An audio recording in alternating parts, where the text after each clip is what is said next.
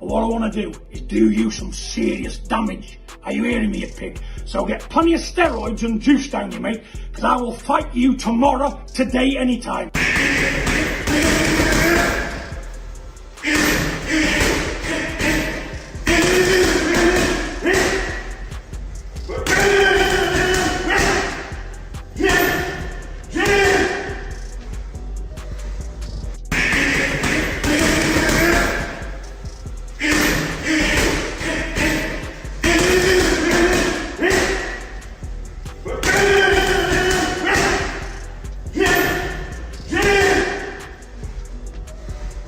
Smash John Fury to pieces. Should the event actually happen?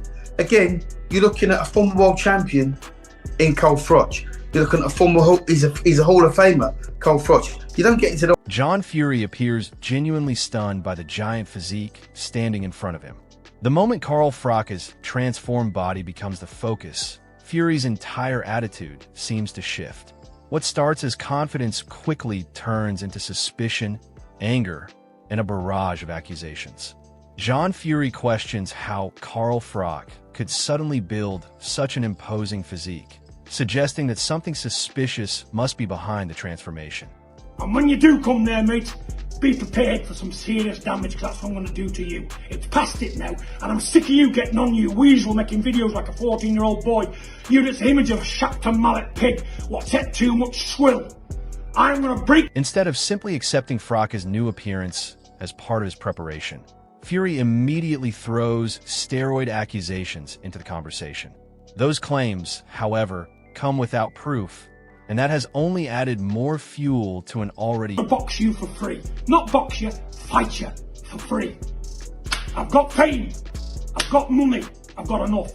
But what I want to do is do you some serious damage. Are you hearing me, you pig? So get plenty of steroids and juice down you, mate, because I will fight you tomorrow. Quite sure I'll be interested to see what Froch on Fighting has to say about this. I'm sure he's going to absolutely dig him out. Heated rivalry.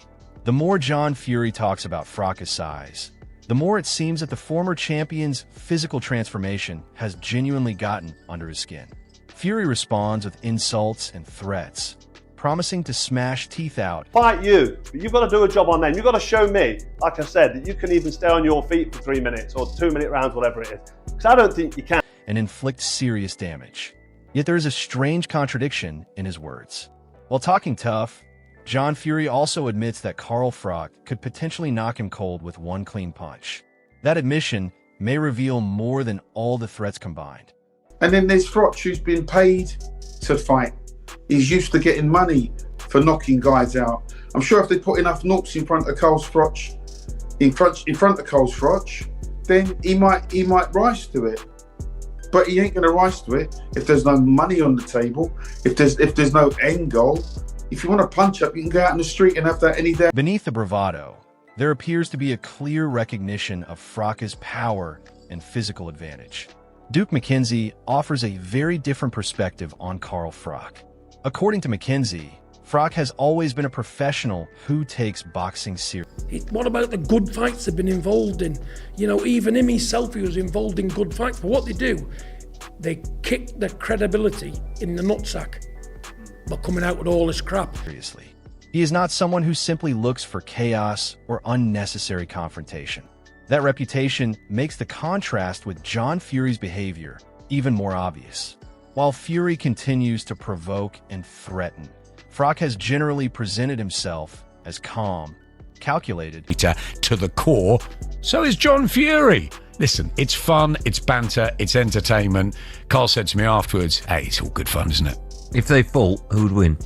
I mean, I don't think I would go against Carl Froch ever anyway. Okay. in a normal fight. I mean, obviously it's a long time since he's retired, but Carl Froch is a very, very, very top fighter. That switch haven't they as well? And John Fury's a big guy, right? And he's unbelievable fight. And focused. Adam Smith also gives an honest assessment, admitting that he would not want to face Carl Froch under any circumstances, even years after Froch's retirement. That kind of statement carries weight because it highlights the respect surrounding Froch's punch. Trying to enlighten people in the world today that it is illegal to use his steroids, and that's what he's doing to gain an edge. Well, I feel sorry for him. punching power. His reputation was built inside the ring, against elite opposition, and his physical presence remains intimidating even after stepping away from professional competition. Duke McKenzie goes even further, describing Froch as an explosive live. Froch is well equipped. He's well versed, and he's been a world champion, so he knows exactly what he's talking. Wire capable of generating genuine power.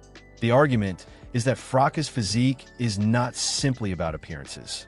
If his conditioning and strength have returned to a high level, that could translate into dangerous power if he ever stepped back. He went and tried to approach Carl Froch, screaming all these things at him. You know, the fighting man, you know, John Fury, 100-0 on the hard road, in spite of the fact he's been ironed out in the boxing ring plenty of times, including by non-punchers like Henry Akinwande, and it's all there for the people to see.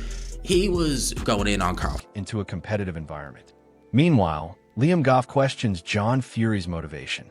The suggestion is that Fury may be interested in the fight only if the financial rewards are significant enough. That stands in contrast to Froch's reported willingness to... I watched Carl Froch get knocked down by George Groves. He was gone. Carl Froch has an incredible will to win. The fights that he's had with the great champions, and he's come out of the sport intact.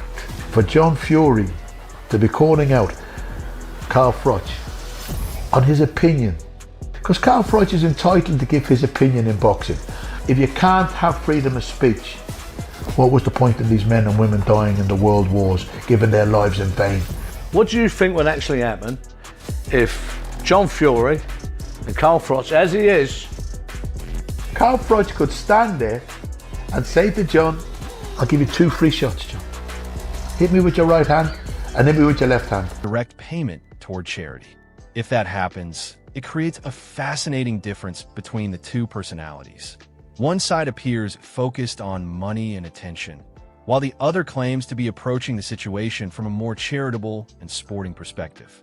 Joe Egan is even more direct. John Fury was doing that and goading Carl Froch. And I know John Fury doesn't like Carl Froch. Carl Froch mentions him, although I haven't really watched much of Carl Froch's videos lately. But Carl Froch, I know, has mentioned John Fury in the past. He's had a go with John Fury. They actually talked about having an actual, was it an exhibition or a boxing type match? And John Fury, the, you know, any man, any time, was saying words to the effect of, oh, I'll fight you, Carl Froch, but the money has to be right. And Carl Froch basically said, all right, well, if we arrange payment... Accusing John Fury of acting like a bully and questioning whether his loud words would mean anything inside a proper boxing ring. Egan backs Carl Froch and points toward the former champion's resume as evidence that Froch has already competed against and defeated far more accomplished fighters than John Fury. Carl Froch himself appears to bring the most surprising level of composure to the entire situation. Despite... I'd like to say yes. If it is going to happen, I'd like to be the one to make it happen. But we'll see. What would you say is more realistic? Carl Froch versus John Fury or Carl Froch versus Darren Till? John Fury versus Carl Froch. Despite everything John Fury has said, Froch has reportedly acknowledged that he would not want to seriously hurt someone approaching 60 years old. That statement makes the situation even more interesting because it suggests Froch understands the difference between entertainment, rivalry, and genuine violence. Froch's attitude is particularly notable. Because he called me a fake and a fraud, fake hard man. I will show him how much of a fake hard man I am. He's the one that's shying away from the fight. Because he has been retired for years. Even so, he remains a trained professional athlete with a championship pedigree. John Fury, meanwhile, has spent much of this saga relying on threats, insults, and verbal confrontation. The difference in approach could not be clearer. Darren Till has also expressed frustration over the constant back and forth surrounding John Fury and potential fights. The uncertainty has created confusion about whether these confrontations are actually leading toward a legitimate bout. He gets upset and starts getting silly and starts saying, listen, I'll fight you, starts calling me out. So just so we're clear, I didn't call John Fury out, and I've got no intentions of fighting John Fury. But like he said, if it makes business sense, so if something stupid could happen, so for him, he wants to get paid. For me, I'd like to just set the record straight. Or simply generating headlines and attention online. Liam Smith raises a similar question, wondering whether John Fury genuinely wants to fight or whether the entire situation is primarily promotional. The Wade Concept delivers another brutal prediction, suggesting that John Fury could gas out quickly against someone carrying the size and conditioning of Carl Froch. Dominic Engel goes even further, predicting that Froch could flatten Fury if the two... If we don't fight in the ring, when I see him, we're going to fight. Because I'll draw off and smash all his teeth out. I will. This is what we're living with. This is what we're living with. It's gone too far. Yeah. It's gone too far. Because he said to me, I'm going to come there Saturday night and batter you. I'll be waiting for you, I said, Mr. Froch. Leave it till Tommy's fight's out the way.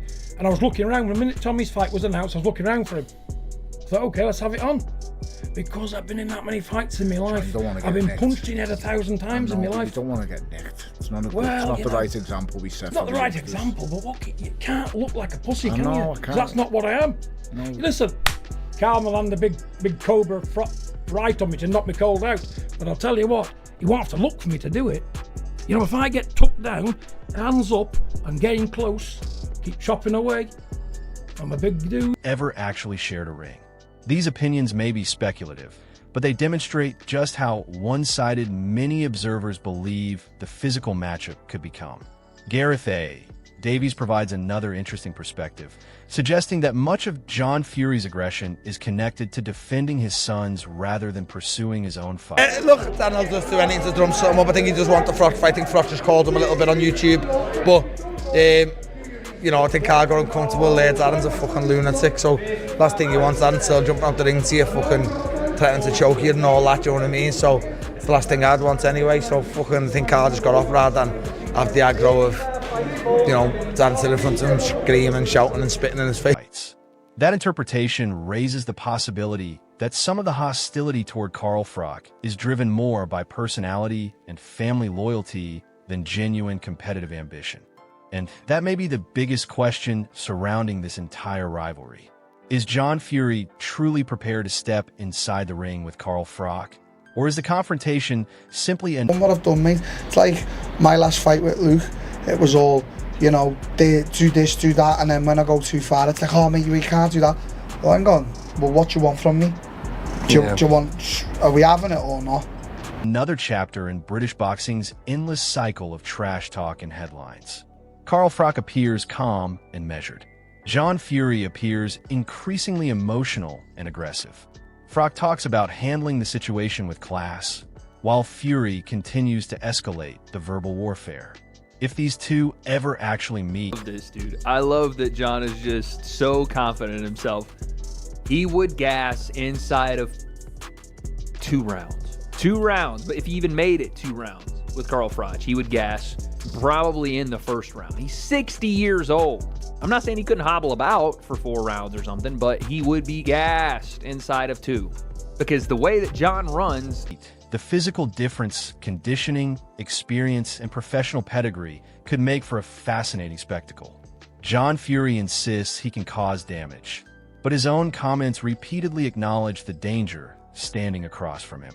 For now, the biggest battle may not be happening. Carl Froch would flatten him, and then, well, if he took him down and he did this out in the street, and everybody's got their opinions, which is good. It keeps it alive. Inside a boxing ring at all.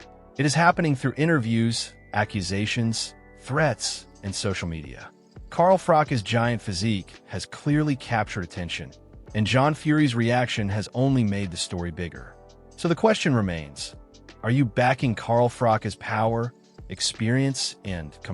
What John does, he's very, very, very passionate around his sons when they're fighting, and it gets something out of him. I spoke to him, right, literally face to face, and I said, well, you know, what is upset? He said, I don't want people calling me out because I'll take any man on. Yeah. You know the comments. Yeah. My guy came... Posure. Or do you believe John Fury could somehow shock everyone and prove the doubters wrong? Drop your thoughts below.